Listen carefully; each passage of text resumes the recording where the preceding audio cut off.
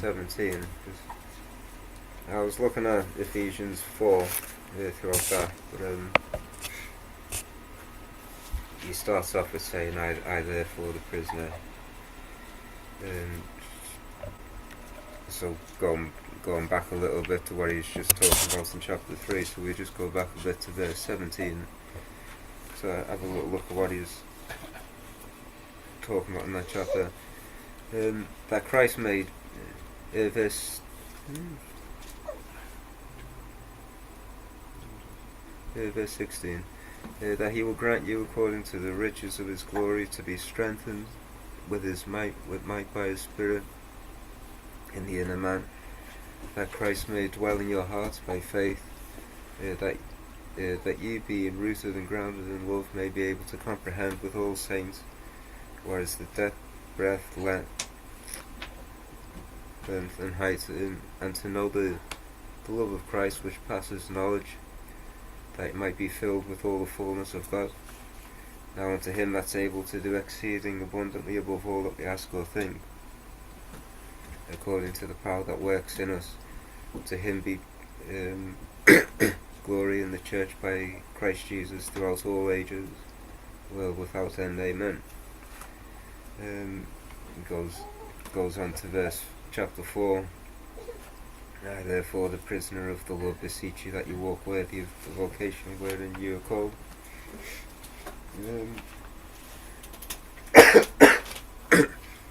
And there's a lot in chapter 4 about walking in the Spirit, having unity in the body, and he talks about that after going through this. They just explaining the love that Christ has got for us. That there's in those few half a dozen verses there in chapter 3, there's so many really big statements. There's so many big things that he's put in there about what he does. He's strengthened with might by his Spirit. We're rooted and grounded in love, filled with all the fullness of God. He's able to do exceeding abundantly above all we ask or think. And the bit in the middle there, that we might be able to comprehend the breadth, length, depth, and height. That's those few little statements there that we touch back on, trying to comprehend that kind of depth and breadth of God's love is how do you comprehend such a big thing? But that's the love that God's got for us, for his church. And we go on there in chapter 4, he's talking about how we're one body.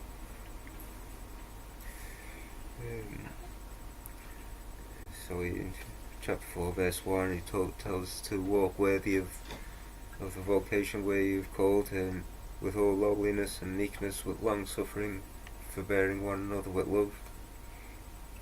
In Matthew chapter 20, he talks about he that would be great among you, let him be as the servant.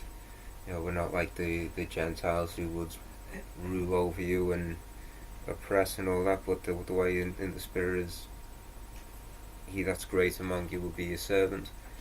And that's what he's getting at here as well, that we walk worthy of our vocation, with lowliness, with meekness, long suffering and forbearing in love. Those are the things that's how we walk worthy. That's how you become great in God's kingdom, by being the lower, and goes on endeavouring to keep the unity of the Spirit in the bond of peace. There's one body and one Spirit, even as you are called in one hope of your calling, one Lord, one faith, one baptism, one God and Father of all, who is above all and through all and in you all. We're one body, we're in unity,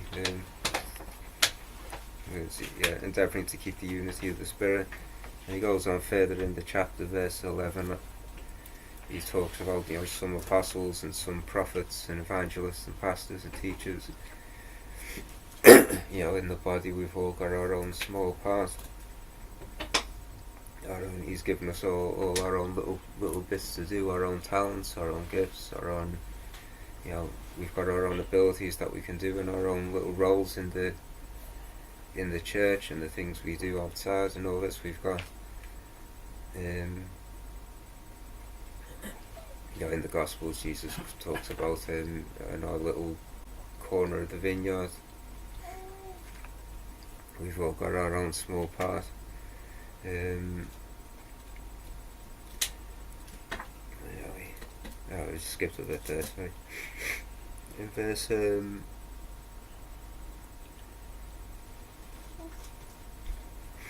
7, but unto every one of us is given grace according to the measure of the gift of Christ. Wherefore he says, he ascended up on high, he led captivity captive and gave gifts unto men. And now that he ascended, what is it but that he also descended first into the lower parts of the earth? That he that descended is the same also that ascended up far above all heavens, that he might fill all things. And he gave some apostles, some prophets, and so on. Without trying to go deeply into those few little verses there's just the thing that comes to my mind when I read those few verses is that God's got it figured out. He's the head. He's the head of the church, and the thing that he's done there, all that he's talking about in those verses there, 7 to 10. What an amazing thing God's done. Can you imagine having that kind of responsibility to be the head of the church, to do something like that? It's beyond anything that people can, that a man can do. But it's just, we've got the body there in verse 4, verse 4, and in verse 11 we've all got our own small role. Christ is the head of the whole thing. He's got it all worked out, and we don't have to fully understand the whole thing. But just, as he said in verse 1, just walk worthy, walk lowly, humbly.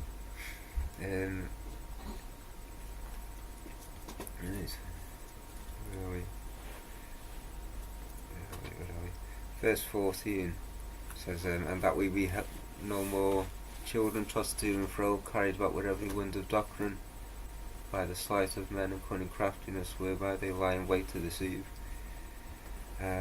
He goes on talking about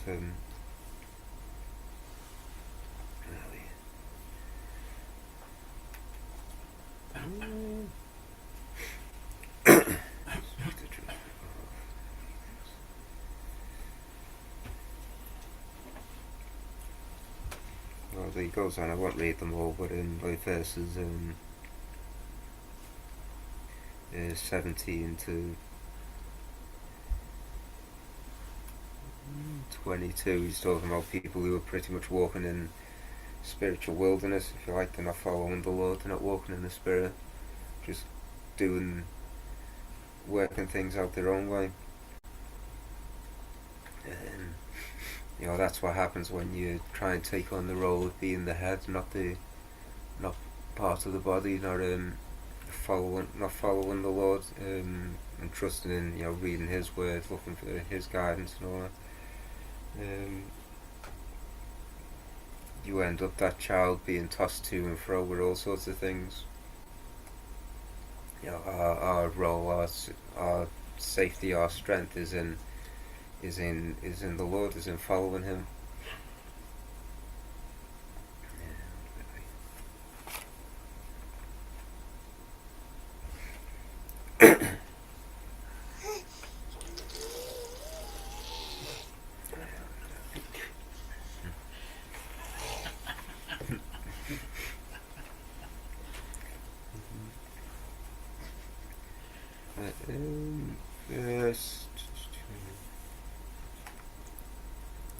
verse 23, and be renewed in the spirit of your mind, and that you put on the new man, which after God is created in righteousness and in true holiness. Wherefore put away lying, speak every man the truth with his neighbour, for we are members of one another. Be angry and sin not, let not the sun go down upon your wrath, neither give place to the devil. Let him that stole steal no more, but rather let him labour, working with his hands the thing which is good, that he may give to him that needs. Let no corrupt communication proceed out your mouth, but that which is good to the use of edifying, that it may minister grace to the hearers. So the thing with unity is it's not, it goes back to what we were saying about walking worthy of our vocation. That part of it is long suffering and forbearance. It's not. You can't expect perfection from one another, from anyone, or from the fellowship as a whole. There's no expectation there of things being perfect. To expect that is only going to lead to frustration and whatever else, disappointment, anger, anything. But there's forbearance and long suffering, there's forgiveness. All these things are necessary in order to keep the unity. It's not all,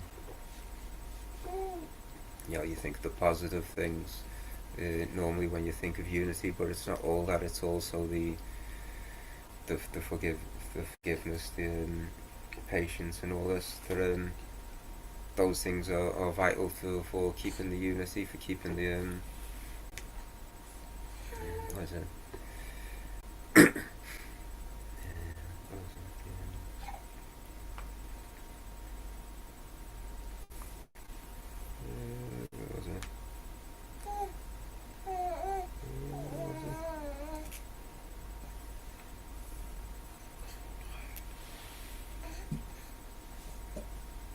I thought it was in this chapter.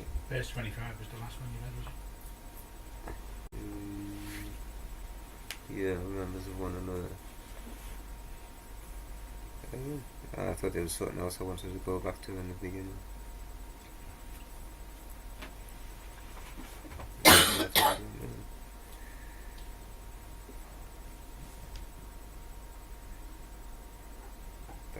No, it must have been a different chapter I was reading. Yeah, anyway, that's part of maintaining the unity, and is all those things. It's not about expecting perfection. It's easy to start thinking that sometimes when you read about all those positive things, where he's talking about the body and the church, and then the bits where he talks about not walking like the Gentiles walked there in verse 18 and all that. Having that distinct contrast between this is good and that's bad, it's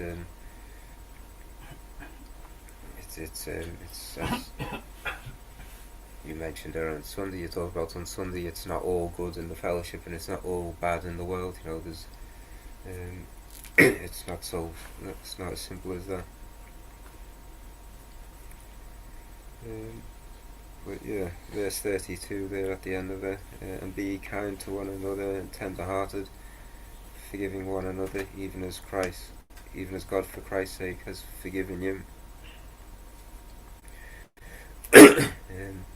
Always going back to what God's done, what He's done there, about the love of God that we talked about at the beginning there. God often reminded Israel to remember back to the days when you were, when He led you out of Egypt. He never wanted them to forget that He's always go back to what God's done, about how He's saved us, He's given us His Spirit, and even as He's forgiven us, we forgive one another.